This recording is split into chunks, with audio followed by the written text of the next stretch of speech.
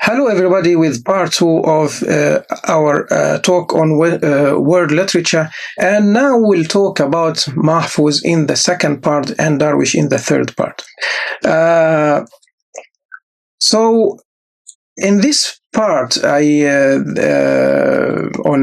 Naguib Mahfouz, actually, I will try to show that how Mahfouz, and in part three, how Darwish, both of them, how they initially achieved international fame by addressing national issues in their fiction and poetry. And the development also, I also focus on and show you the development of their writing and style and themes from national to universal. We'll start with Naguib Mahfouz.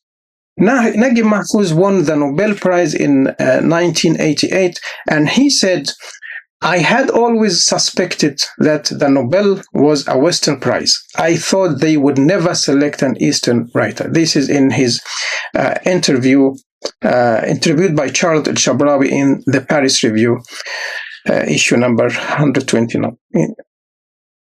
Actually, there are other writers who also Arab Egyptian writers who really deserved to win a Nobel Prize. If they were living in our time, I think they should have won it right away.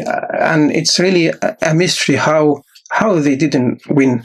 Naguib Mahfouz definitely deserved to win it. Definitely deserved to be the first Arab ever to win this prize, but he was not the only one. There are also Tawfiq al-Hakim, there is Yusuf Idris, and Yusuf Idris always thought that he deserved it. He even said that somebody called him and told him that he was selected to win the prize, and he was shocked later on to know that it was Mahfouz who was selected. Anyhow, after 1988, after Mahfouz won the Nobel Prize, translation of Arabic literature increased a lot and around the world, and the world started to notice Arabic literature, and many of them gained international success, even more than what Naguib Mahfouz gained.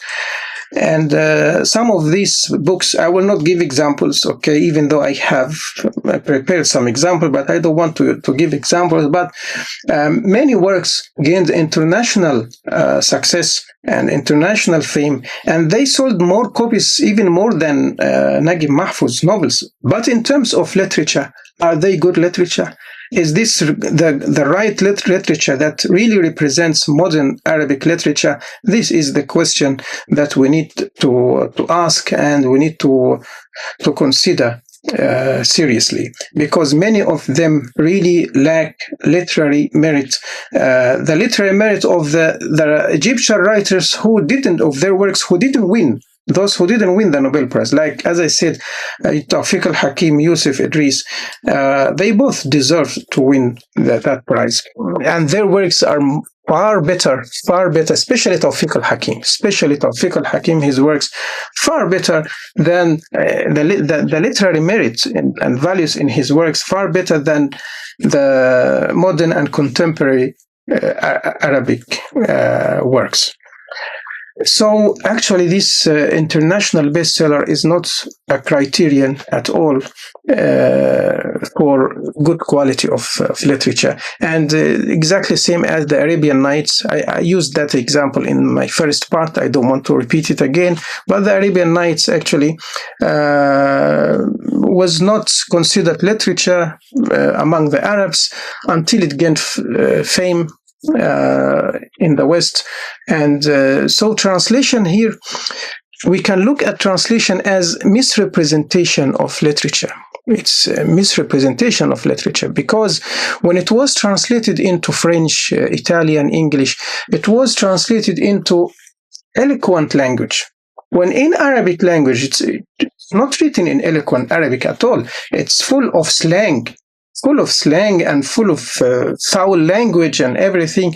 So that's why we don't recommend it, or some parts of it, we don't recommend it to young kids to read. So sometimes translation is really a misrepresentation of literature. Naguib Mahfouz, in an interview, said, I found some motives in the Arabian Nights. Some motives. And as I said in part one, the success of this Arabian Nights in Europe just attracted and drew the attention of Arabic writers to read it and to learn from it. Not only the Arab writers around the world, actually. So he says, thus I wrote my Arabian Nights and Days. His Arabian Nights and Days, he wrote it influenced by the Arabian Nights. J.M. Coetzee, he characterized Mahfouz as a fabulist straight out of the Arabian Nights. And as though this is his only influence, but I myself don't agree with him in saying so. Edward Said also didn't agree with him, and also Ilyas al-Khoury didn't agree with him. So Edward Said didn't agree with Coetzee that Mahfouz was just the outcome of Arabian Nights. And Ilyas al-Khoury and Edward Said, they both regard Mahfouz's novel as, and here I quote Ilyas al-Khoury saying, it's history of the novel form. The writings of Mahfouz is the history of the novel form, from historical fiction to the romance, saga, and picaresque tale, followed by works in realist, modernist, naturalist, symbolist, absurdist modes. End of quotes. And indeed, when we read the complete works of Naguib Mahfouz, we find that he didn't leave a style that he didn't try. He tried his hand at everything, and he was a man of genius. He was ingenious, and reading him in Arabic or in English or in any language, you will discover and you will find out that straight away. So now let us talk about Naguib Mahfouz. Naguib Mahfouz was born on the 11th of December 1911, and he passed away on the 30th of August 2006. In his writing, I will show you how his writing moved from being national to being universal. In terms of theme, he focused at the beginning on the history of ancient Egypt, and then after that on the history of modern Egypt. In terms of writing mode, he started with the historical realist narrative, then moved to social realist narrative, and then to modernist narrative, and I will give you examples now. The first example, I would divide his phases of writing his career into different phases. The first is from 1939, when he started writing, to 1944. He focused on national themes and on ancient Egypt, on the history of ancient Egypt, and the mode of writing he used was historical realism. So he published 3 novels. The first is called Abath al-Aqdar. Abath al-Aqdar in Arabic, the literal translation, The Mockery of Fate, in 1939. And then Radubis, it's a name of a girl, in 1943. Then Kifah Tiba, Thebes Struggle, in 1944. And in the 3 novels, the main idea was independence from foreign, especially Kifah Tiba, independence from foreign armies and foreign nations. And here, these novels also, they were published when Egypt itself was still under the British occupation. So he was trying to awaken his own people to the importance of being liberated and to become independent from the oppressing British occupation. So at that time also the nationalism, the spirit of nationalism, and what was called Pharaonism was so high, and this is very clear in these 3 novels by Naguib Mahfouz, that so many Egyptians at that time, they focused on their identity as pharaohs, and they belong to pharaohs. And even some of them, they said, we are not Arabs. Of course, in terms of the blood lineage, yes, Egyptians are somehow different from Arabs, even though the mother of Arabs was Egyptian, Hagar was Egyptian. But in terms of culture, Egyptians are Arabs in terms of culture, because after accepting Islam, we accepted the Arabic language, or let us say the Arabic language gradually was imposed on the Egyptians until it replaced the ancient Egyptian, the Coptic language. But whatever historically happened, the outcome is that we use the Arabic language in our writing, in the way we speak, in our Egyptian way, but still Arabic, colloquial Arabic. So in terms of culture, Egyptians are Arabs. In terms of the blood lineage, we are not Arabs. We should draw attention. We should draw a line between these differences. So, Abath al-Aqdar was called in English, was published under the name was Khufu's Wisdom. Khufu is the great king who ordered the building the big pyramid. Radubis was published under the title Radubis of Nubia. So, Abath al-Aqdar, or Khufu's Wisdom, it's about resisting fate and the inevitable destiny. It's about a king who, a sorcerer told him that a new boy would be born and he would be the king, and that none of your children will be the king after you, will inherit your throne. So he ordered the killing of all newly born boys. So his vizier, his minister, he had a son born, and he managed to give that boy to somebody to let him escape the kingdom, and that boy was raised up in a different part of a different land, and then in the end he really became a king.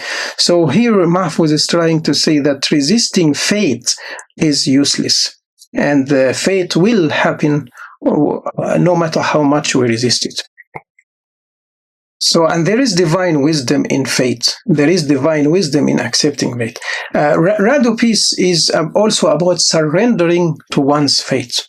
Radubis about surrendering and accepting one's fate. Kifah Tiba, the struggle of Thebes, was published in English under Thebes at War. And it's about Ahmos, who was at that time, Egypt was occupied by the Hyksos, and there were like two kingdoms, the northern kingdom and the southern kingdom. The southern kingdom was referred to as Upper Egypt, and the northern kingdom was referred to as Lower Egypt. So the Lower Egypt in the north was occupied by Hyksos. The Higher Egypt in the south was free, and Ahmos managed to build an army and to free Egypt, liberate Egypt from the Hyksos. But the story is about Ahmos. Before doing all of that, he fell in love with a girl from the Hyksos, and that girl was a princess. She was the daughter of the Hyksos king, and he was tormented, of course, between his love to that girl and his love of his country. Again, the story is also sheds light on some problems of the past and the present in Egypt at that time. If we move to the second phase of his writing, beginning from, we said the first phase from 1939 to 1945, the second from 45 to 47, and here he moved from writing on ancient Egypt to writing on modern Egypt, describing modern Egypt. And again, his writing mode changed from historical realism to social realism. So he published 3 books. The first called Al-Qahira Al-Jadida, Al-Qahira Al-Jadida, Cairo Modern. And the second, Khan al-Khalili. Khan al-Khalili is a local market in the heart of Cairo, in the old Cairo. And then Zukak al-Madak, again, it's Medak Ali. It's a name of Ali, published in 1947. Khan al-Khalili in 46 and Cairo Modern in 45. And they were published under in English under these titles: Cairo Modern, Khan al-Khalili, and Medak Ali. These three novels vividly describe the life of poor people in the early years of the 20th century. They really describe the local culture and the life of, I will not say the middle class people. Maybe at that time there was no real middle class, substantial middle class, but the life of the poor people in the early years of the 20th century. So the individual's tragedy in each novel is a representation and a reflection of the society's tragedy, the tragedy faced by the whole society. And of course, in these three novels, we'll always find the ongoing battle between good and evil. And there is also criticism of political, social, economical, and cultural environment. And in these novels, the three novels, Mahfouz used the stream of consciousness and indirect descriptive narrative, focusing on time and place. In Cairo Modern, in Al-Qahira Al-Jadida, there were three main characters in this novel. Each one of them represents one type of people or young people lived in Cairo in the early years of the 20th century. And the four of them were university students. So the first one was religious, and he believed that religion should be the foundation and the essence of all our ethical codes. The second one believed in social justice and in the struggle. He believed in a struggle to achieve social equality. So we can tell that the first one was Islamist, the second one was socialist. The third one believed in his own or in one's own benefits. So he was Machiavellian. He's after his own benefit. The fourth one was a passive observer. Whatever will happen, will happen. And one of the main characters in this novel is called Mahmoud Abdel Daim. Mahmoud Abdel Daim, that Machiavellian, I quote what he said in the novel. He said, "In fact, any regime would turn into dictatorship if applied in Egypt." So from this quote, we know right away that Mahfouz is not telling us a story or a tale just to entertain us, but it's always criticizing the political regime at the time. In another part of the novel, he said, Mahmoud Abdel Daim, pickpocketing is a magical art.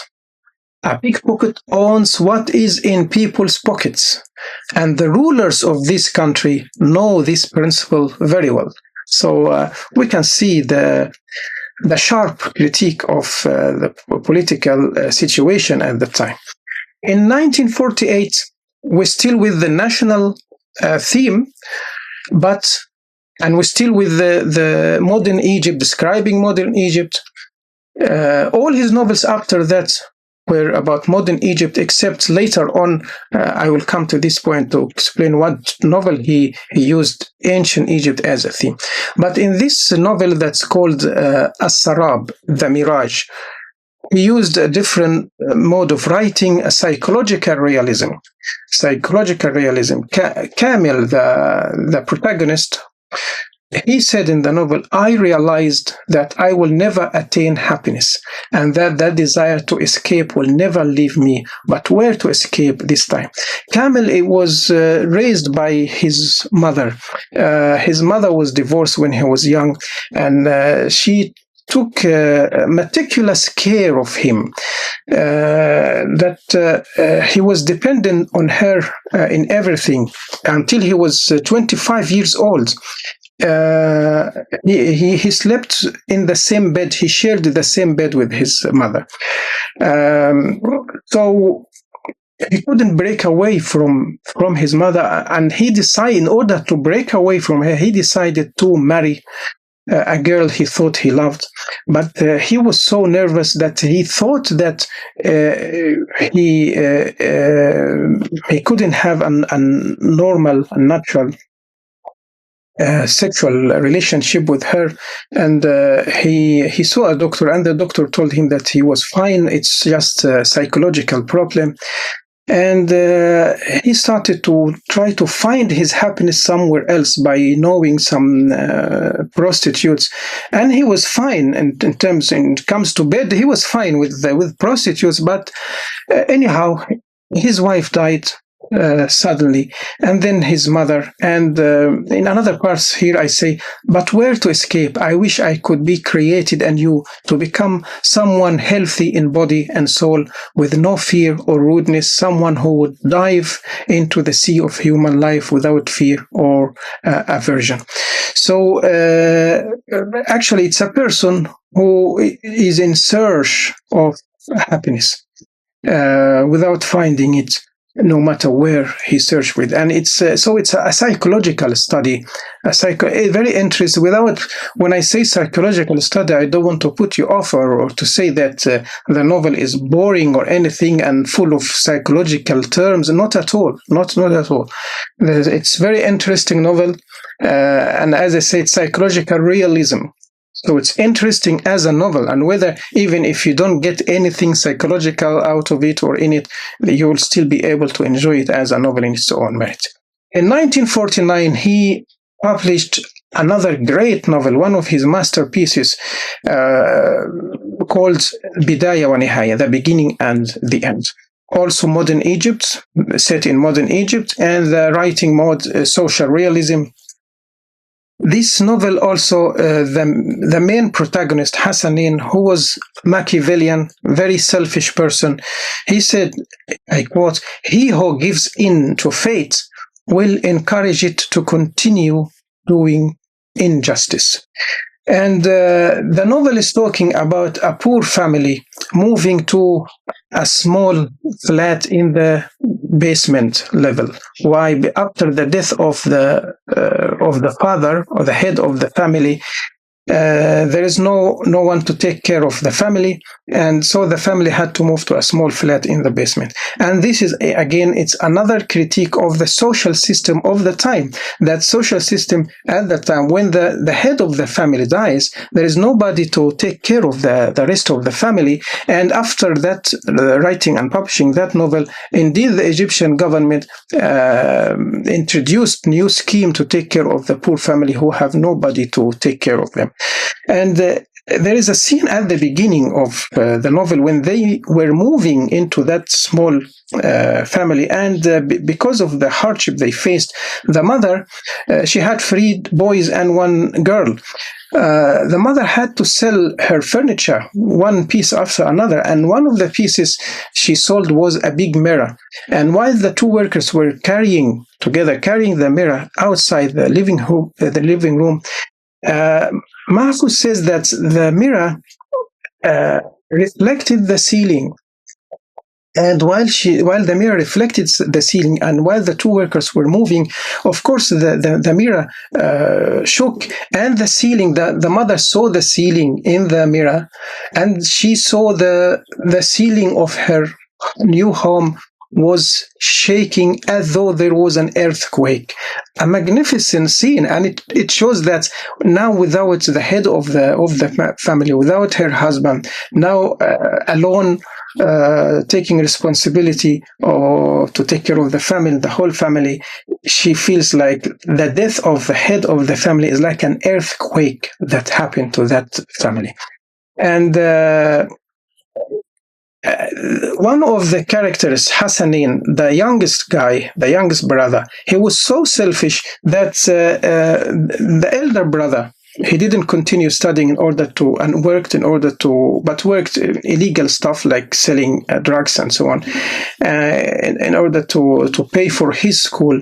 And the second elder brother, he had to work somewhere in another city and to send the money from now and then, from time to time. And his sister also, she learned how to sew clothes and to work in some houses. But again, she was turned into a prostitute later on, again to give him money. So he was the only one who continued studying in school. And everybody was giving him money and paying for his studies, yet he was so ungrateful to all of them, and he was so selfish, and he only focused on marrying a rich girl and to join the police academy, and he only cared about his prestige and social prestige. He thought and then later on, at the end of the novel, the police station, a police officer called him and told him that there is a girl, they caught a girl, a prostitute, and she claimed that she was his sister. And he went to the police station and really saw his sister there. So he felt so ashamed. And indeed, it's a great shame, of course. But while he was walking and she was walking behind him, I read to you that scene. I quoted to you in English. He thought he would do it right after they had left the police station. Do it meaning to kill her. He decided to kill her because she brought shame to the family, and she brought shame to him personally. His interest is in his own social prestige. He thought he would do it right after they had left the police station. She expected that too. Overwhelmed with indignation, he could feel her presence behind him and could hear her footsteps like bullets piercing his back. And in order to relieve him of this dilemma, she herself climbed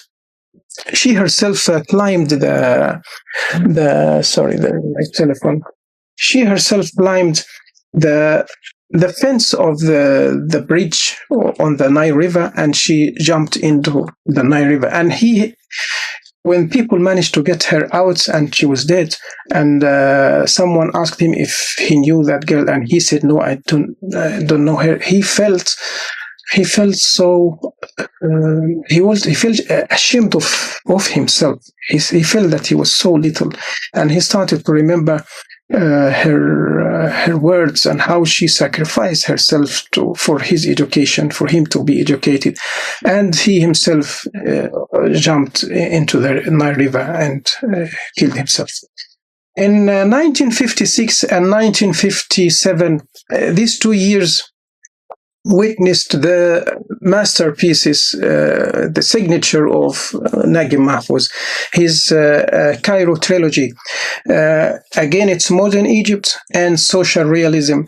And I say these 3 novels, better than any book of history you would read about Egypt describes Egypt in that part of history, meaning the early years of the 20th century. Reading these 3 novels would give the reader a perfect picture of how Egypt looked like and how the Egyptian people and Egyptian society was in that time. So it provides accounts of the patriarchal society to the extent that the head of the family was called Ahmed Abd al-Jawad, and his wife always referred to him and called him as Si Sayyid. Si here meaning master or sir, let's say sir. And Sayyid is the meaning master. So Sayyid Ahmed Abd al-Jawad, his name was Sayyid Ahmed Abd al-Jawad, and she always called him Sir Master, Sir as-Sayyid, Si Sayyid, Sir. And until now, Naguib Mahfouz, really, it's because he created that character, he made it a character of flesh and blood and a real character, realistic character. So until now, we still refer to this patriarchal person, any patriarchal person, as Si Sayyid, the person who tries to dominate women around him, we call that person Sayyid. And also the novel depicts the social and political development in Egypt during that part of history, in its history. In 1959, another great novel came out, and it's called Awlad Haritna, Children of the Ali, in 1959, for which he won the Nobel Prize. But I think it's really very unfair to Naguib Mahfouz to say that he got that Nobel Prize for that novel, because I don't see it the best of his writing at all. There are at least 10 or 15 or even 20 novels more important and much better than this, much better written by this novel. But anyhow, here we moved from national theme to, this is the first, let us say, the first points where he shifted from the national theme to universal theme. So he described the pre-modern Egypt, not the modern Egypt, pre-modern Egypt, and its allegorical representation, and it's written, the narrative is a modernist narrative. And it's an allegorical account of the history of the ancient world, from the beginning, from the story, or from Adam, from the story of creation, from Adam until our modern time. And in the end, at the end of the novel, a character called Arafah will kill his grandfather, who is Gabalawi.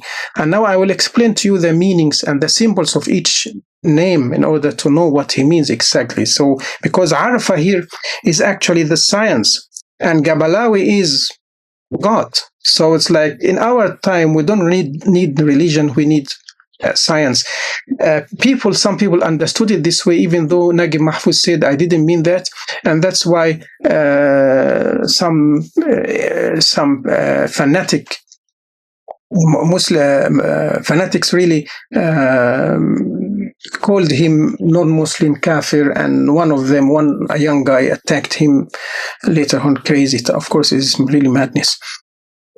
So Gabalawi, the main character, the grandfather, Gabalawi is from the word Gibilla, meaning nature, or it's like nature. So Gabalawi here, and also coming from the word Gabal, which is mountain. So anyhow, referring to strength and power. So Gabalawi is God in the novel. And then Adham, his son, as we can tell, Adham, referring to Adam.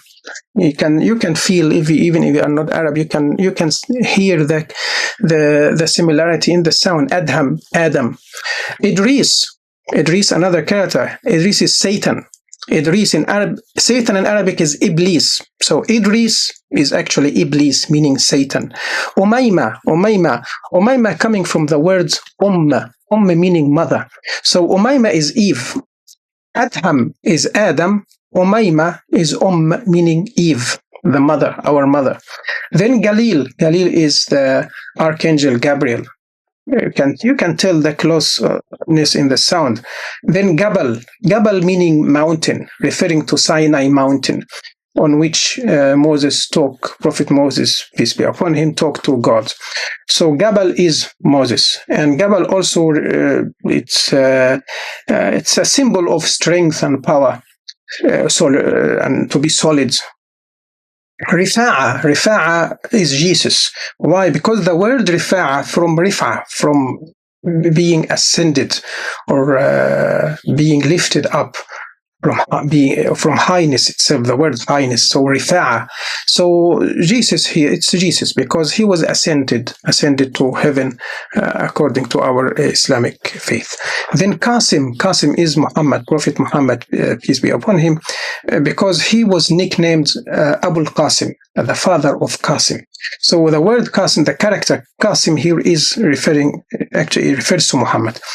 Then Arafah meaning it's knowledge. Arafah from Ma'rifah, meaning knowledge.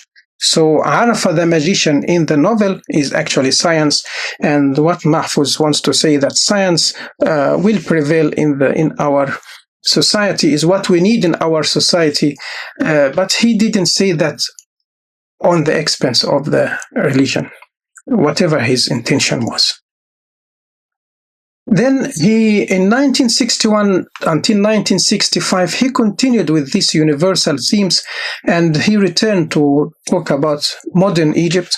He used naturalism in his writing, existentialist questions. He posed some existentialist questions, and the narrative he used was modernist narrative.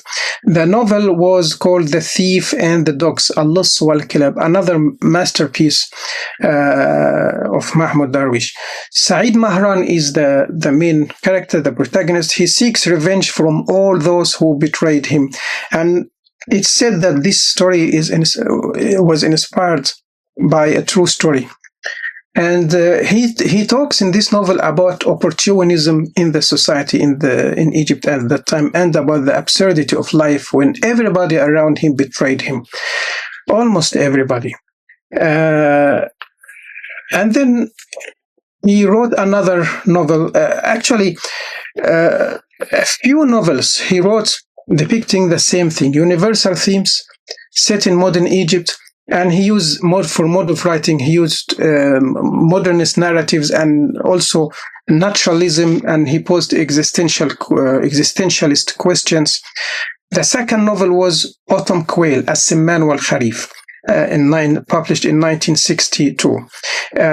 It portrays a former Wafdist, one from the Wafd is a political party that was the ruling party before 1952, the main party, and main political party. But after the 1952, the military coup in 1952, that was, some people call it revolution, whatever you call it.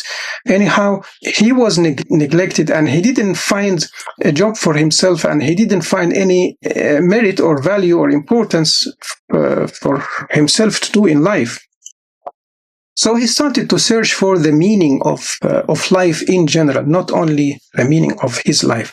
His name, the main character, protagonist, is called Isa ad-Dabbagh. He says in the novel, whatever we do will remain jobless, because we have no role to play. This is why we feel exiled, just like an appendix. He felt himself to be jobless or to be worthless, and he wished Egyptians to travel away, to emigrate to other parts of the world, especially to South America. And he said, indignant, he said, Egyptians are reptiles, not birds. Egyptians are reptiles. He wished Egyptians to be like birds and travel abroad, but he said Egyptians were reptiles, not birds. Because he dreamed of having a national, he dreamed of having a radical change in the society. But nothing of that happened, of course. In 1965, he published another novel, great novel called The Beggar, Ash-Shahad, and it's about a successful lawyer who is married to a beautiful woman who loves him so much, but he was so unhappy, and he tried to find happiness somewhere else. He searched for the meaning of life, first through visiting nightclubs and knowing prostitutes, but nothing gave him happiness, brought him happiness. And in the end, he turned to mysticism, and he almost lost his mind. So it's a wonderful novel, and again, it poses existentialist questions about the meaning of life and happiness. Another one. This is here the three novels were published in one book, The Beggar, in English I mean, The Beggar and the Thief and the Dogs and the Autumn Quails.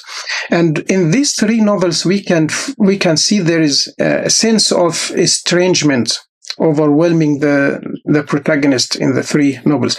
All of them, they search for something, whether it's happiness or meaning of their life or value for themselves or home or what. They were searching of something. Let's say search for a home in their own ways and in their own different interpretations.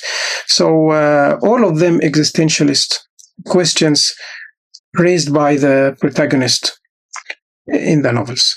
In 1964, another magnificent novel is called التيك, The Search. Literally, the التيك meaning the way, the path. It's like the Taoist way, the way. In English, it was published under the Search because the protagonist was in search of his father. The protagonist called Sabir Sayyid Ar-Rahimi. Sabir literally means patient. So he was patient in his search because throughout the whole novel he was searching for his father, whom he never met. Only his mother told him about his father. Your father named so and so. Sayyid meaning master, so his name patient, then Sayyid Ar-Rahimi. Ar-Rahimi meaning from mercy, is meaning the merciful. But so actually his father here existed, and he was in search of his father, but actually he didn't exist anywhere. He couldn't find him anywhere. So actually the search for his father here is a symbol. The father, he's searching for what? Searching for identity, searching for destiny, searching for truth, searching for God, searching for what? It depends on the reader and how you want to interpret it. But he was searching for something that existed, yet it did not exist, or he could not find it. At the end of the novel, he could not find it. And actually, it's also that novel. It reflects Naguib Mahfouz himself and his character and his personality. He actually is a graduate of philosophy department in Egypt in the University of Adab, University of Arts.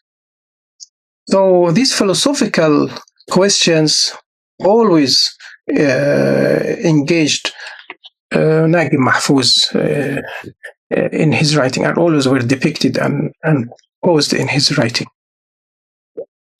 In 66 and 70, from 66 to 71, he returned to national themes. When we say 66 to 71, we know right away that the political situation at that time was really fragile, and because of the war in 67, if we may call it a war, it's not a war. If we follow the philosophy of the French philosopher Baudrillard, actually, when he said about the Gulf War, he wrote 3 articles. The Gulf War will not happen. The Gulf War is not happening. The Gulf War did not happen. And what he said, that we did not see 2 arms meeting each other, fighting each other. We only saw some bombardments going on the TV screen. And so the war in 67, I have to put the word war in brackets, actually, or in quotation marks, because it was not a real war. There were no 2 armies meeting each other. The loss here happened because of treason, because of stupidity of the military head, the head of the military, Egyptian military, and the president himself. Anyhow, so during that time, from 66 to 71, he published his first novel, Adrift on the Nile, ثرثرة فوق النيل. And this novel depicts the Egyptian society in the mid-60s and how opportunism and disillusionment prevailed in the society. And what that was like Naguib Mahfouz's prophecy of the coming loss even before it happened. And the loss happened a few months later. Then another novel in 67, he published his Miramar. Miramar is a name of a guest house in Alexandria that still existed until now. And it's owned by an elderly Greek lady called Mariana. And the guest house is inhabited by different people who represent the Egyptian society. They came from different walks of life. And the novel is divided into 5 parts, and each part is narrated by a different character, narrating the same events but from their perspective, from his or her perspective. In 71, he published The Mir al-Maraya, and it divided alphabetically into chapters, and each chapter deals with a certain character in Naguib Mahfouz's life. And the novel again covers the social and political development of Egypt in the first half of the 20th century. But unlike Cairo trilogy, Mahfouz adopts a modernist style in writing it. In 77, he returned to universal themes, and again depicting pre-modern Egypt, not modern Egypt, but the narrative is modernist narrative, and in his novel Al-Harafish, published in 77, and it's a collection of tales set in old Cairo, in which Mahfouz, I quote Edward Said saying, Mahfouz translated the absolute into history, character, event, temporal, sequence, and place. And we can see that in each tale, there is always this conflict between good and evil, and the triumph of good in the end, and the triumph of law, and the triumph of modernity over the pre-modern way of living in Egypt. Like depending on power instead of respecting the law, for example.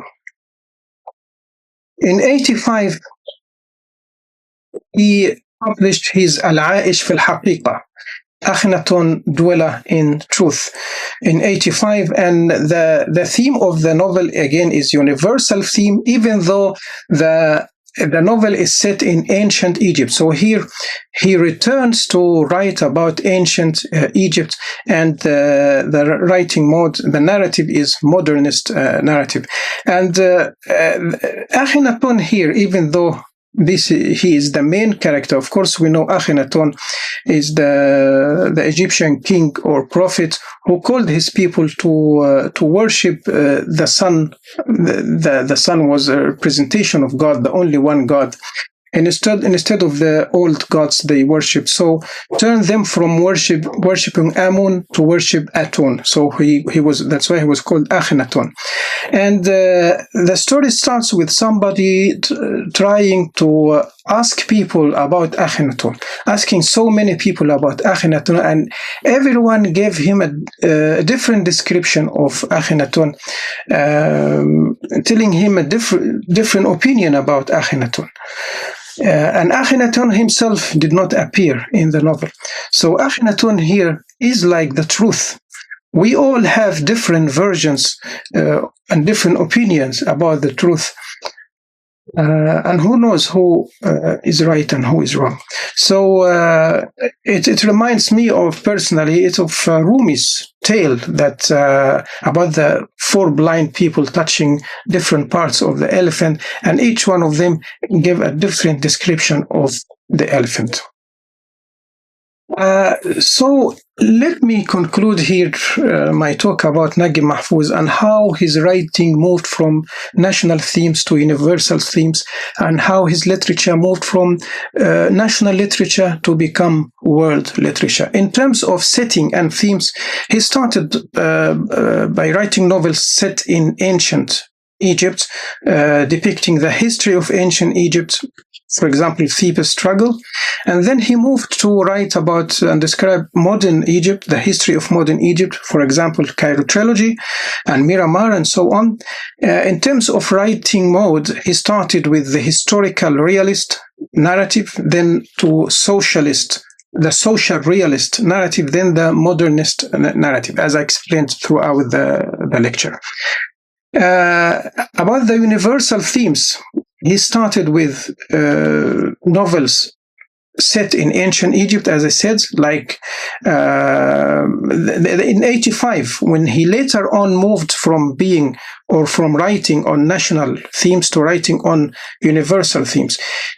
When he wrote about ancient Egypt in 85, he didn't write about it as in historical realist narrative. No, he wrote about it in modernist narrative. And like, for example, the dweller in truth, العائش في الحقيقة. He's talking about the relative truth, the relativity of truth. And then he also wrote about modern Egypt, like the search, الطريق, a person in search of his father without finding him, a person in search of the truth without finding the truth. So it's set in modern Egypt, but the mode of writing is modernist narrative. This is how, when we go through the writings of Naguib Mahfouz, we see how he moved in terms of themes, in terms of setting and writing mode, how he moved from being national into universal, and how he moved from his literature, moved from national literature to be considered world literature. This is the end of part 2. Part 3, we'll talk about Mahmoud Darwish, the Palestinian poet. I'll give you a break now, and I will see you soon in part 3. فكر في واجبك كما تفكر في حقك، واعمل طلبا للإتقان لا طلبا للشهرة والجزاء، ولا تنتظر من الناس أكثر مما يحق للناس أن ينتظروه منك.